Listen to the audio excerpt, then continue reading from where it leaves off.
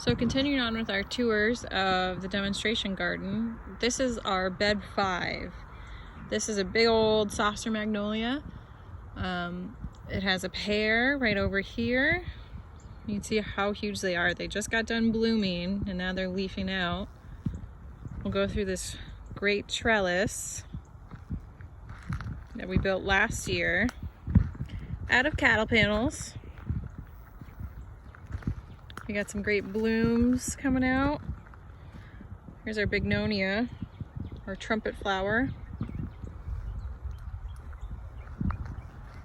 Here's where we have some of our bird houses. These are primarily for bluebirds, but sometimes we'll get other birds in there too. We check on those guys occasionally. Coming through, this is the darkest part, where it's the most dense in the shade. It's really beautiful. So this bed, we're doing a little bit of changes. This is the tropical bed, and there's a mix of things in here. So we actually have roses here. It's called the Bill's Roses area for one of our former master gardeners.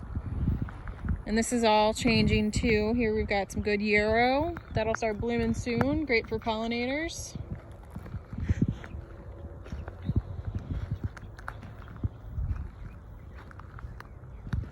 We've got a lot of stuff in here that we've just moved around, so it's just figuring out that it can leaf out again.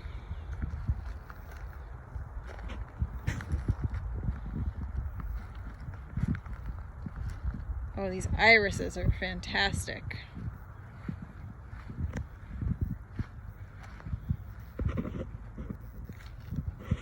And this beautiful, deep, dark, midnight purple with just a little bit of yellow. And we've put them, you can see, they're along a little stream. And this stream leads up to our new wildlife pond. Up to the overflow on the wildlife pond, that is. So once we get a good big rain, this pond will fill up, and rather than go over the back banks, because this southerly direction is downhill, we want it to come out through this way and come down, water these plants as it goes down, hit those irises, which like, wet feet every now and again. Now everything in this pond, all the plants inside the pond are native plants. We got a good mix of, we've got some carnivorous plants that we're trying out. We'll see how they like it. We've got pickerel weed. We've got some soft juncus.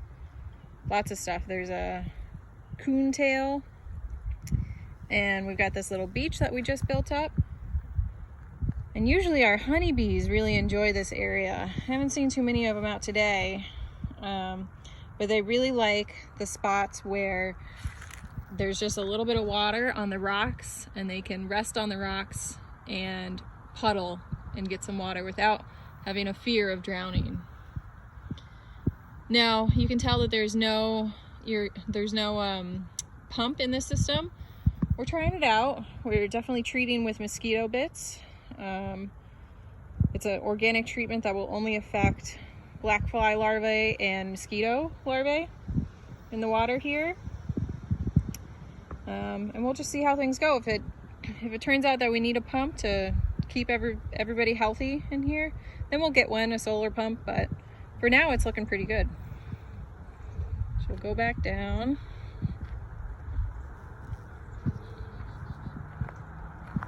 Now over the years, this bed has gone from a trial bed for growing different types of turf grass to tropicals that the master gardeners would pull in and out of the greenhouse every year, to what it's becoming now is, a mix of hardy tropicals. And these plants, even though they look like they're severely cut back, they'll pop up soon here in just a couple weeks to a couple months. This golden dewdrop, we just moved here from another spot in the gardens. That's what's great about having these big gardens, is there's so many plants, we can always switch them around and find them for the right place. Here's another example of water that we provide to wildlife. So when we're wanting to attract wildlife, we want to have 4 things. We have food, water, shelter, and a space to raise young. Now water is pretty easy. You know, you have simple things like a bird bath, but those can evaporate pretty quickly. So on our other waters around, you'll see that we have our sprinkler system attached to it. And that's a low flow sprinkler. And so it won't overflow or anything, but it'll give it nice fresh water. Here's a beautiful, this is about a 15-year-old rosemary plant. And it's grown in this old 4-H canoe. I think the kids were tired of sinking, so we made it into a garden in about 2006. And this chase tree, that'll start blooming soon. Really beautiful purple blooms, just overwhelmed with pollinators. You see that we're going through quite a bit of changes right now. You know, some things like this big empty spot used to have bananas, but it just got to be too big, and so you couldn't see this whole little island that we're looking at, this dark soil. It was just, you couldn't see down further into the vegetable garden, which we'll go see on another tour. So we decided to take those out, put them in another area, and we're putting in some other things like the Duranta, the golden dewdrops. All right, we'll come back for another tour in a little bit.